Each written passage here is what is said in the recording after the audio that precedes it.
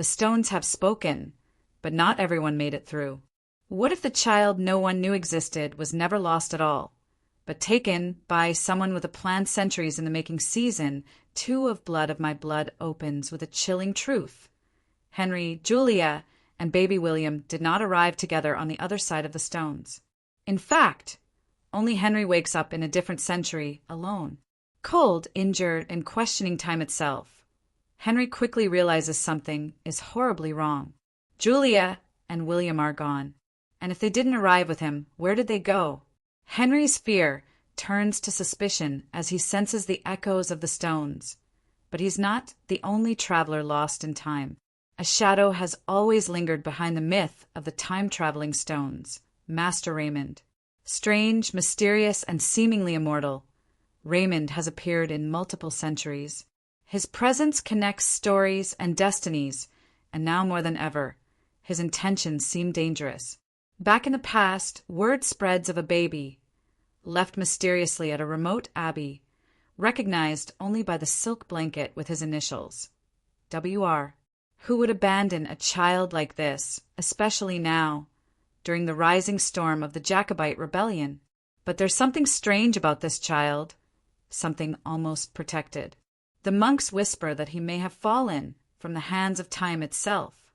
Meanwhile, Julia awakens not in the future, but in the worst possible place, the custody of Simon Fraser. Betrayed, pregnant, and alone in a century that claims ownership of women and children before love or liberty, Juliet is determined not to lose William, not to the world, and not to the man who wants to claim what's not his. But Simon has the advantage, and before Julia can escape, William is taken, disappeared, vanished, the worst nightmare a mother could imagine. And that's where the whispers begin, of a man in a blue coat, eyes like winter, who knew how to pass through time and never age. Master Raymond. Is it possible? Did he take William? And if so, where did he go and why? Henry, Julia, and the centuries between them will face this truth before the end. Some destinies are not lost, only rearranged. And the fate of baby William may be the key to the entire Outlander universe. Master Raymond. A name that has haunted the timelines like a ghost tethered to the fate of the Frasers. Up until now, his actions have been mysterious, sometimes benevolent, sometimes unnerving. But in Season 2 of Blood of My Blood, his presence becomes impossible to ignore, and his motives are more complex than ever before. Why did he take William? What does a baby have to do with the balance of time? Raymond has always seemed like more than just a healer. His knowledge of the stones, of history, of life and death, it's too precise, too powerful. And what if the very reason he asked Claire for forgiveness wasn't about faith, but William, the brother she never knew she had? A child he may have raised in secret, protected from the chaos of history until the right moment arrived. But what moment was that? And why was William so important? Whispers of Raymond's existence spread through the Scottish Highlands, through Jacobite factions, through healers and mystics. A traveler out of time, with a child who belongs to another age. Those who've seen him describe a man who seems to know everything, past, present, even future.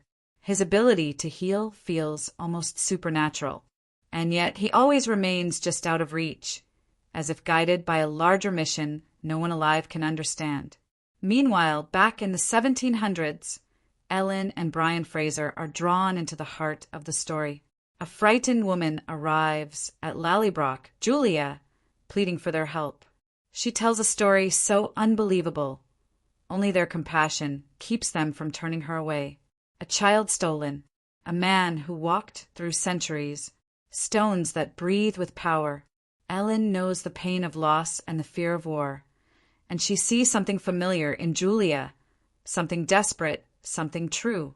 Julia's grief binds her to Ellen, and soon she becomes part of their home. Together they plan to survive, to rebel, to find William. Brian, already swept up in the furor of the Jacobite uprising, feels the urgency too. The war for Scotland may soon begin, but for Julia, the war for her son has already begun. And Ellen, strong and loving, knows what it means to protect the innocent, even if it means defying fate itself. Across time, Raymond watches. He knows the threads are pulling tighter. The baby he has taken is more than a lost child. William is a variable in time, a soul caught between worlds. And in more ways than one, the future of the Frasers may hinge on what Raymond decides to do next. What makes William so important? Is it his blood, his destiny, or something even greater? Something written in the fabric of time itself? The truth is coming.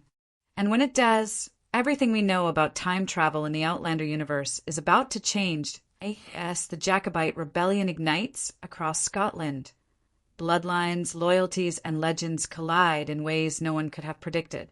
The drums of war grow louder, echoing the heartbeat of a nation on the edge, while in the silence between centuries, another war unfolds. A war for William. Julia, now living under the protection of Ellen and Brian Fraser, becomes a silent observer of the world she once believed she understood. The Frasers, with their quiet strength and fierce loyalty, open their home and their hearts to her. But Julia cannot stay still. Somewhere out there, in this same century or another entirely, her son William is alive. Or is he? Every day that passes without word of him slices deeper into her resolve. But there's hope, stories of a baby seen in a hidden monastery, a rumor of an ageless healer carrying a child with him across the highlands. There's one name whispered in fear and wonder, Master Raymond. Ellen, with her sharp intuition, begins to suspect that Julia's fate and the fate of her child may be part of something far more ancient and powerful than the world around them. Meanwhile, in the shadows of history's march, Henry battles his own desperate search. Alone in an unknown century, he must survive long enough to find any trace of Julia or William. The only proof that he's not losing his mind? A book, a worn, leather-bound journal from the 1700s, left for him in a way only one man could manage, Master Raymond. The entries are haunting. Notes from other travelers, mentions of a boy with eyes like Julia's, and a warning. Time will take what is not protected. Henry realizes he's not the first to lose someone to time, but he will not be the last unless he finds Raymond and confronts him. Back at Lallybroch, even as Julia struggles to hold on to hope, life goes on. Ellen and Brian face their own storm. The rebellion grows near, and families are being torn apart. The curse of war that once haunted Jamie and Claire now hovers over Ellen and Brian. And just when it seems their world couldn't become more complicated, Ellen realizes she's pregnant again. But amid joy comes fear, because Ellen knows that the same stones that pull people through time can just as easily tear families apart. And this time, with a second child coming, the stakes are higher than ever. Will this new life ever know peace? Or is it being born into yet another battlefield of rebellion and time? All while Master Raymond watches, silent, calculating, waiting for the moment to reveal the truth. Because William isn't just any child. He is the child upon whom past and future may depend. And if William's fate is altered, time itself may collapse. A storm is brewing. In the smoke of muskets and the glow of the stones, destiny is being forged, and every soul connected to William, from Julia to Henry to the Frasers, will soon face the cost of crossing time. The stones have always been a doorway, but never a destination. Now, more than ever, their power takes center stage as the truth behind William's disappearance begins to unravel. Master Raymond, the seemingly ageless healer, is finally forced to reveal what he has long guarded. He did not take William to harm him, but to save the world from unraveling. Julia hears the truth not from Raymond himself, but from a woman who calls herself Genevieve. She appears at Lallybroch unannounced, a mystic who claims to have walked with the stones alongside Raymond. Her message is clear: William is safe, but he cannot be brought back, not yet. William was born with two shadowed destinies, one in the past and one in the future. If the wrong one is chosen, it could tear a hole in time that neither love nor blood could heal. Julia cannot believe it. Her child is not some prophecy. He is her son, her blood. But Genevieve only warns her. Sometimes the greatest threat to the future is a mother's need to change the past. Meanwhile, Henry becomes closer than ever to Raymond. Their meeting is not violent or aggressive as he once imagined. Instead, Raymond is calm, almost regretful. He reveals that William is with him, not in a single time, but between times. A place he calls the Line of Echoes, a space only accessible to those who can step beyond the stones without falling through them. Raymond tells his own story of being born in the 13th century, of discovering the stones and the price they demanded, never fully belonging to any one time. For centuries he has guarded the echoes, ensuring that certain fates remain untouched so time itself doesn't split apart. And William was born at a moment of fracture. His birth connected the bloodlines of two time travelers, and that makes him a threat, or a savior. Henry is torn.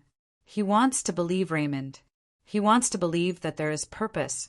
But the idea that his son was taken not to be loved, but to fulfill a destiny, fills him with a fury he didn't know he had. Raymond warns, love is powerful. It can save time or destroy it. Back at Lallybroch, Ellen and Brian face their own breaking point. The rebellion is underway. Brian's decision to fight could mean death, and Ellen's new pregnancy, once a symbol of hope, now becomes a symbol of dread. She knows that even if the Frasers survive the battlefield, they may not survive the future. Their legacy is cursed and blessed by time itself. One night, while the fire burns low and Julia weeps quietly in the corner, Ellen places a hand on her shoulder and says, maybe William's story isn't ending. Maybe it hasn't even begun yet. And maybe, just maybe, you're part of something bigger than any of us can imagine. As the truth of the stones begins to unfold, one thing becomes terrifyingly clear. William is no ordinary child. And Season 2 isn't just a story of finding him. It's a story of unraveling what it means for him to exist. A circle of time is closing, and those who stand within it will have to make choices not just of the heart, but of destiny. All roads now converge toward a single, chilling question. Will William live the life of an ordinary child, or become the fulcrum of a timeline that hangs in the balance? Season 2 reaches its brink with the Jacobite uprising in full motion. Lallybroch becomes engulfed in the chaos of war, and just like Claire and Jamie, Ellen and Brian now face the same separation that all Frasers seem cursed to endure. Brian marches into battle, unaware that his future as a father might hinge not just on war, but on the impossible task of saving a baby born outside of time. With every passing moment, Julia's resolve hardens. She is no longer the woman who fled in fear. She becomes the mother who will defy fate itself to bring her child home. With Ellen's guidance and support, Julia makes the ultimate decision. She will go back to the stones alone. She will confront Raymond, fueled not by prophecy or power, but by the force of a mother's love. Henry is already waiting. His own meeting with Raymond has left him shaken, not because he fears him, but because he fears the truth. Raymond offers one final revelation. William is the child meant to unify the worlds, one who could live in any time or die in all. The price for keeping him alive, as it turns out, was separation. To keep William safe, he could belong to no world until the right decision was made. A sacrifice forced upon him before he could ever choose. Henry refuses the terms. William isn't a symbol, he's my son, he says. And in those words, Raymond sees something he hasn't seen in centuries. Rebellion not of time, but of heart. When Julia and Henry finally reunite at the stones, the air crackles with something ancient, something alive. Together they make their stand. They plead not for destiny, but for choice. Raymond at last hesitates. He knows that if he returns William, time itself will reshape. The past could change. The future could fracture. But maybe, perhaps, love was always meant to be the variable. And in the final moments of the season, through the shifting wind of the stones, through the echoes of fate, we hear it, a child's laughter. William returns, not from one time, not from another, but finally to his parents. Yet, as the screen fades to black, we are left with one haunting image. Raymond watching from the distance, eyes filled with a knowing sadness. Has time been healed, or merely rewritten? And what ripple has now been sent through the future? For Claire, for Jamie, and for all who pass through the stones. Season 2 ends not with answers, but with a promise. William is home. Love has won for now. But fate is a circle, and time is not done with the Frasers.